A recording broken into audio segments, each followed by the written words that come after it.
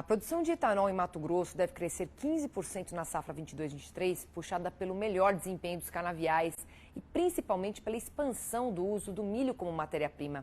A estimativa é do sindicato que representa as indústrias de bioenergia no estado, o Sindalco.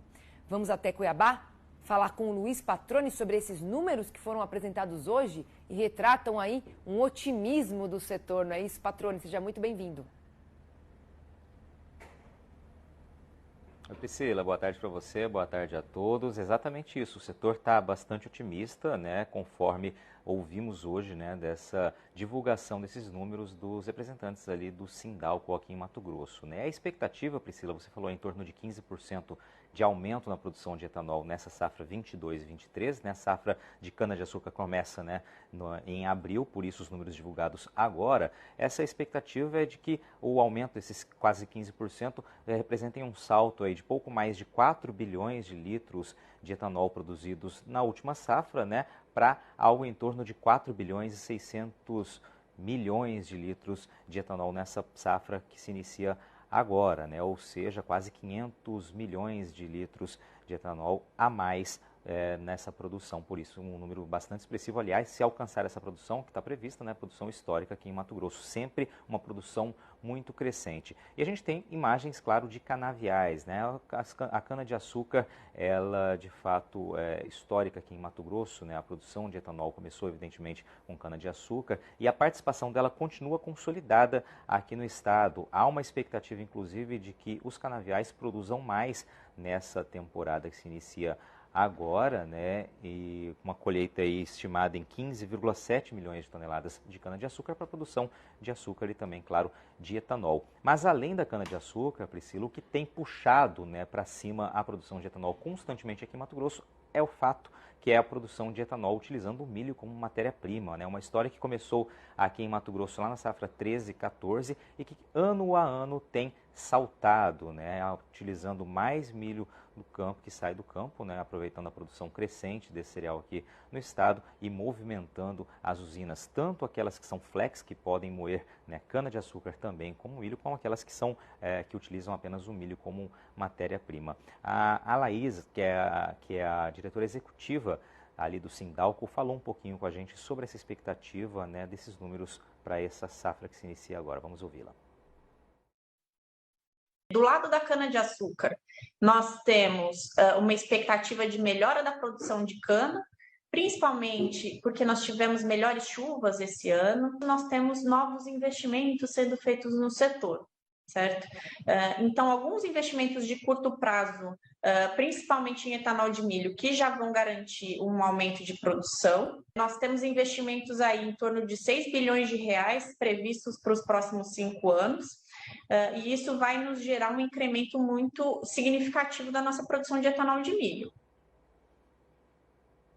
Esse investimento, né, ano a ano a gente tem reportado aqui investimentos nesse segmento, né, e acabam, claro, provocando, né, promovendo, possibilitando esses números mais expressivos. A gente tem uma arte, Priscila, que foi inclusive divulgada pelo Sindalco, que mostra essa evolução da produção de etanol aqui em Mato Grosso, né, e a participação de cada uma dessas matérias-primas, né, tanto o milho quanto a cana-de-açúcar na composição desses números. E a gente vê um salto bastante expressivo, né? A linha barra em verde é justamente a produção de etanol a partir do milho. A de cana-de-açúcar a gente vê ali praticamente estável, né? Uma pequena redução aí nos últimos anos, mas a participação do milho sempre crescente, impulsionando aí para cima estes números aqui em Mato Grosso. O presidente do Sindalco, o Silvio Rangel, falou, né, que o advento do milho já nas últimas safras e nos últimos anos tem provocado uma modernização, uma nova fase da indústria bioenergética, de bioenergia aqui em Mato Grosso, né, tanto com os investimentos na área de etanol de milho, como também na etanol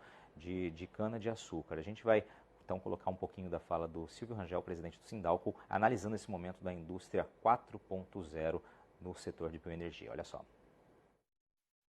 Nasce uma nova indústria a partir do etanol de milho, uma indústria nova, uma indústria moderna, uma indústria 4.0 já, agregando valor, produzindo mais produtos, além do etanol, a questão da nutrição animal através do DDG, a questão do óleo vegetal, a produção de energia também.